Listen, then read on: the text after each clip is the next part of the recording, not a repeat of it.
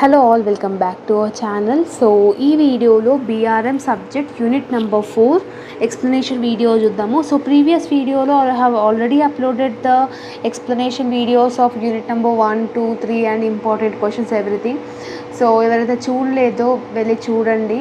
And ఈ వీడియోలో 4th unit నేర్చుకుందాము. 4th unit name is data analysis and statistical techniques. Here in this video ఈ యూనిట్లో especially 1 problematic question అడుగుతున్నాడు, 1 theory question అడుగుతున్నాడు. సో ఎవరైతే థియరీ నేర్చుకోవాలనుకుంటున్నారో అన్ని టాపిక్స్ కవర్ చేయండి. ప్రాబ్లమెటిక్లో ఏమేమి వస్తాయి అనేది కూడా చెప్దాం. ప్రాబ్లమెటిక్లో you can get it regression question అయినా అడగొచ్చు, అనోవా నుంచి అయినా అడగొచ్చు. ఇట్ డిపెండ్స్ అనమాట. వాడు ఏ క్వశ్చన్ అడగకపోయినా థియరీ క్వశ్చన్ అయినా అడగొచ్చు. సో వాడు స్పెసిఫిక్గా ఏ క్వశ్చన్ మనకు తెలియనప్పుడు థియరీ అన్నీ చూసుకుంటే బెటర్. సో ప్రాబ్లమెటిక్ చూసుకున్నా కూడా ప్రాబ్లమెటిక్ ఎవరైతే ప్రిపేర్ అవుతున్నారో అది కూడా రిగ్రెషన్ అనోవా అన్నీ చూసుకుంటే బెటర్. ఓకేనా? సో యూనిట్ నెంబర్ 4లో first important question is define hypothesis testing. Hypothesis testing చేసేటప్పుడు what are the various steps you need to follow. Hypothesis అంటే ఏంటి అని అంటే ప్రిడిక్షన్. ఓకేనా? అంటే hypothesis is nothing but just నువ్వు ఒక ప్రిడిక్ట్ చేస్తున్నావు, ఒక ప్రాబ్లమ్కి ఒక సొల్యూషన్ నువ్వు ప్రిడిక్ట్ చేస్తున్నావు. అంటే ఫ్యూచర్లో ఇలా అవ్వచ్చు, ఇలా కాకపోవచ్చు అని నీ ఒపీనియన్ని మాత్రమే చెప్తున్నావు. ఓకేనా? According to Bruce W Tuckman a hypothesis then could be defined as an expectation about events based on generalization of the assumed relationship between variables. అంటే అజ్యూమ్డ్ అంటున్నాడు. అజ్యూమ్డ్ అంటే నువ్వు ఊహించుకొని చెప్తున్నావు అని అర్థం. ఓకేనా? సింపుల్గా చెప్పాలి అంటే ఇట్స్ ఒక ప్రిడిక్షన్. నీ యొక్క డెసిషన్ని నువ్వు చెప్తున్నావు, నీ యొక్క ఒపీనియన్ని నువ్వు గెస్ చేసి చెప్తున్నావు. అది అవ్వచ్చు, అవ్వకపోవచ్చు. దాన్ని మనం హైపోథసిస్ అంటాం. హైపోథసిస్ టెస్టింగ్ అంటే ఏంటి?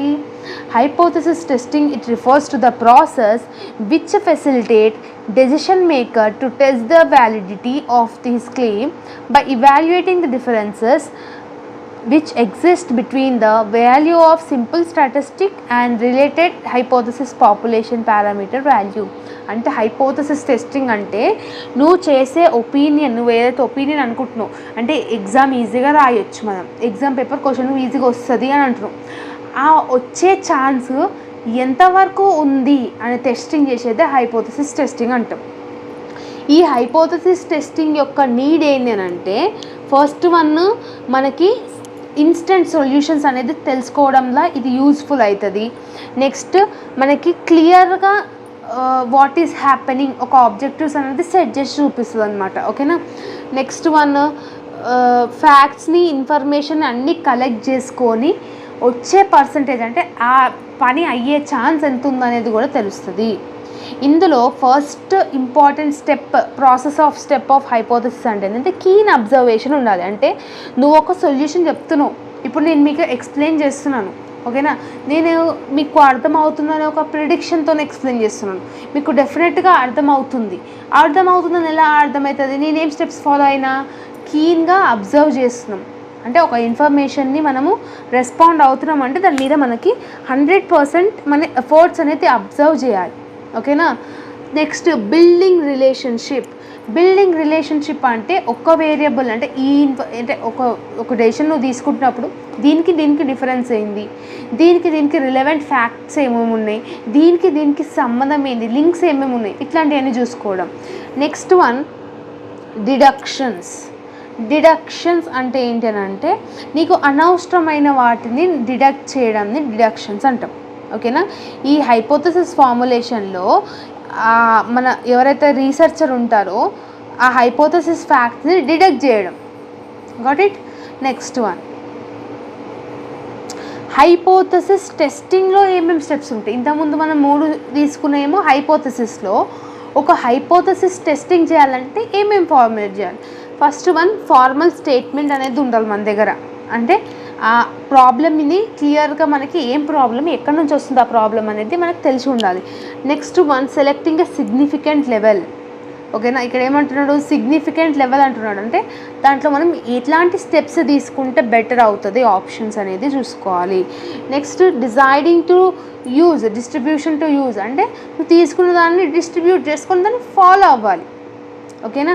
Next one random sampling and computing and appropriate value అంటే ఇక్కడ మనము తీసుకున్న దాంట్లో ర్యాండమ్గా మనము తీసుకోవాలి, కొన్ని ఫ్యాక్టర్స్ని ర్యాండమ్గా తీసుకొని టెస్ట్ చేయాలి, స్టాటిస్టికల్ టెస్ట్ అనేది అంటుంది. అలా అవి వేసుకున్నాక next one calculating and comparing the probability. మొత్తం టెస్ట్ అంతా చూసినాక క్యాలిక్యులేట్ చేసి the percentage of the probability, ఎంత పర్సంటేజ్ అది అయ్యే ఛాన్స్ ఉందనేది తెలుసుకోవడంని హైపోథెసిస్ టెస్టింగ్ అని అంటాం. Got it? సో ఇదొకటి చూసుకోండి. నెక్స్ట్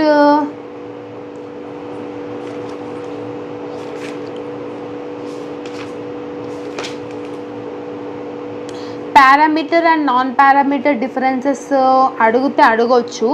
సో పారామీటర్ టెస్ట్ అంటే ఏంటంటే ఇవన్నీ మీరు ఆల్రెడీ ఇట్లాంటివి డిగ్రీ 6th సెమ్లో already RM and PR subject చదివే ఉంటాయి. సో ఒకవేళ గుర్తు లేకపోతే చూడండి. పారామీటర్ టెస్ట్లో ANOVA, Z test, T test ఇట్లాంటివన్నీ టెస్ట్లు ఉంటాయి.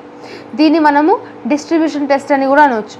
ఇక్కడ నాన్ పారామెట్రిక్లో ఏముంటాయి అంటే డిస్ట్రిబ్యూషన్ ఫ్రీ టెస్ట్ అంటాం. ఇందులో కై-స్క్వేర్ టెస్ట్, విల్సన్ టెస్ట్ ఇట్లాంటి టెస్ట్లు అనేది చూస్తారనమాట. ఇది ఒకటి గుర్తుపెట్టుకోండి. అండ్ నెక్స్ట్ ఇంపార్టెంట్ ఏంటి అంటే we can get a question from problematic, like ఇలాంటి ప్రాబ్లమెటిక్ క్వశ్చన్ అడగవచ్చు, కై-స్క్వేర్ది అడగవచ్చు. ఓకేనా? ఇక్కడ వాడు డేటా ఇచ్చిండు. ఈ డేటా ఇచ్చినాక వాడు ఏమన్నాడు, 10 parcels were drawn for 25 per kg అని అన్నాడు. సో దీంట్లో మనం కై-స్క్వేర్ టెస్ట్ చేయమంటున్నాం. కై-స్క్వేర్ టెస్ట్ ఫామ్లో ఏంది, chi square test is nothing but x minus x bar whole square అని అంటాం. ఇప్పుడు వచ్చిన డేటాని ఇక్కడ వేసుకోండి. x మైనస్ x బార్ అంటే ఏంటి, x బార్ అంటే మీన్. ఓకేనా? సో x బార్ అంటే మీన్ కాబట్టి సో ఇక్కడ ఏమంటున్నాడు వాడు, మీన్ ఎలా క్యాల్కులేట్ చేస్తాము, total of observation by number of observation. Total ఇవన్నీ యాడ్ చేసుకుంటే 490 నెంబర్స్ అంటే 1 2 3 4 5 6 7 8 9 10 అబ్జర్వేషన్స్ ఉన్నాయి. 490 డివైడెడ్ బై 10 చేస్తే 49 ఎక్స్ బార్ వచ్చింది. ఎక్స్ ఎంత 40 మైనస్ 49 మైనస్ 9 అట్లా అవన్నీ చేయాలి. X minus X bar whole square 9 into 9 7 into 7 2 into 2 6 6 0 into 0 4 into 4 అట్లా చేస్తే మనకి ఈ ఆన్సర్ వస్తుంది. సింపుల్గా ఫార్ములాలో సబ్స్టిట్యూట్ చేయండి. Got it? సో ఇది ఏం చెప్తానంటే ఎవరైతే ప్రాబ్లమెటిక్ నేర్చుకుంటున్నారో వాళ్ళకి మాత్రమే చెప్తున్నాను. సో ఎవరైతే ప్రాబ్లం వద్దు మాకు అని అనుకుంటే go with the theory. 1 theory క్వశ్చన్తో పక్కా వస్తుంది. ఓకేనా? సో ప్రాబ్లమెటిక్లో నేర్చుకుంటా అన్న వాళ్ళకి ఇంకొకటి ఏంటి అని అంటే ఇది కూడా అడగవచ్చు. LOS like goodness of sweet కూడా అడగవచ్చు. ఓకేనా? ఇక్కడ ఏమంటాడు, 5 coins were tossed 3200 times. What is the number of heads appearing? 3200 times 5 coinsని మనము టాస్ చేస్తే అందులో ఎన్ని హెడ్స్ వచ్చే ఛాన్స్ ఉందని అంటున్నాను. ఫస్ట్ XF చేసుకోవాలి. ఓకేనా? అంటే మీన్ కనుక్కోవాలి. మీన్ కనుక్కున్నాక మళ్ళీ బైనామియల్ డిస్ట్రిబ్యూషన్లో ఫార్ములా అంటే ఇప్పుడు ప్రాబ్లమెటిక్ చెప్పే టైం లేదు, బట్ ఇవి వస్తాయో రావో కూడా మనకు తెలియదు. కాబట్టి బెటర్ మై సజెషన్ ఏంటంటే థియరీ చూసుకోండి, కంపల్సరీగా థియరీ చూసుకోండి. రిగ్రెషన్ వచ్చింది అనుకో, రిగ్రెషన్ ఆల్రెడీ మన ఛానల్లో వీడియో ఉంది డిగ్రీ లెవెల్లో. సో రిగ్రెషన్ చూసుకునే వాళ్ళు చూసుకోండి. ఇక అంతే, ఇక మిగతా ప్రాబ్లమెటిక్ మీద వెళ్ళకండి, బికాజ్ వేరే యూనిట్స్ మర్చిపోతారు. Just go with the theory అనమాట. ఓకేనా? సో థియరీలో కూడా కంపల్సరీగా మీకు ఏవైతే మనం డిస్కస్ చేసినామో అవే వస్తాయి. ఓకే? సో ఇది about the unit number 4. So ఇంకేమైనా ఉన్నాయి, ప్రాబ్లమ్స్ ఆఫ్ అనోవా ఉంది, 2-way అనోవా ఉంది, ఇవన్నీ ప్రాబ్లమ్స్. సో సెమ్ 1లో ప్రాబ్లమ్స్ నేర్చుకున్నాయి ఇక్కడ ఉన్నాయి కాబట్టి సో ఎవరికైనా గుర్తుంటే అవి నేర్చుకోండి. లేదు అని అంటే కంపల్సరీగా theory, go with the theory. Okay? So data discriminant analysis అంటాం. డిఏ అంటే డిస్క్రిమినెంట్ అనాలిసిస్. ఓకే? ఇది ఏం చేస్తుంది, డిస్క్రిమినెంట్ అనాలిసిస్ అంటే 2 or more కేటగిరీస్ని డిస్క్రైబ్ చేస్తూ డిఫరెన్షియేట్ చెప్పాడని అదంటాం. ఓకేనా? ఇక్కడ ఏం అడిగాడు లాస్ట్ ఇయర్ క్వశ్చన్ పేపర్లో చూసుకుంటే మనము లాస్ట్ ఇయర్లో వాడు నాన్ పారామెట్రిక్ టెస్ట్ అంటే ఏంటి అడిగాడు, అండ్ కింద వచ్చేసి అనోవా అడిగాడు. దానికి ప్రీవియస్ ఇయర్ అంటే 2022 పేపర్ చూసుకుంటే ఏం అడిగాడు అని అంటే రిగ్రెషన్ అడిగిండు అండ్ మల్టీ డైమెన్షనల్ స్కేలింగ్ అంటే స్కేలింగ్ ఆన్సర్ మనం ఇంతకుముందు ఒక 3rd యూనిట్లో నేర్చుకున్నాం కదా. సో ఆన్సర్ 4th యూనిట్లో కూడా అడిగాడు కాబట్టి you can write it. Okay? So theory మాత్రం కొంచెం అన్నీ చూసుకొని ఇక ట్రై చేయండి, ప్రాబ్లమెటిక్తో వద్దు. ఇప్పుడు నేను చేసే టైం కూడా లేదు. అండ్ షార్ట్ మీకు వచ్చేస్తుంది. అనోవా అంటే ఏంటి, కై స్క్వేర్ ఫార్ములా అంటే ఏంటి, టైప్ 1 ఎర్రర్, టైప్ 2 ఎర్రర్, ఇట్లాంటివన్నీ ఉన్నాయి కాబట్టి ఇది కూడా ఒకసారి చూసుకోనికి ట్రై చేయండి. Got it. So this is all about the video. I hope that మీకు అర్థమైందని అనుకుంటున్నాను. కంపల్సరీగా థియరీలో నేర్చుకోవాల్సిన క్వశ్చన్ ఏంటంటే hypothesis. So we can expect that question this time అనమాట. సో హైపోథసిస్ గురించి బాగా నేర్చుకోండి.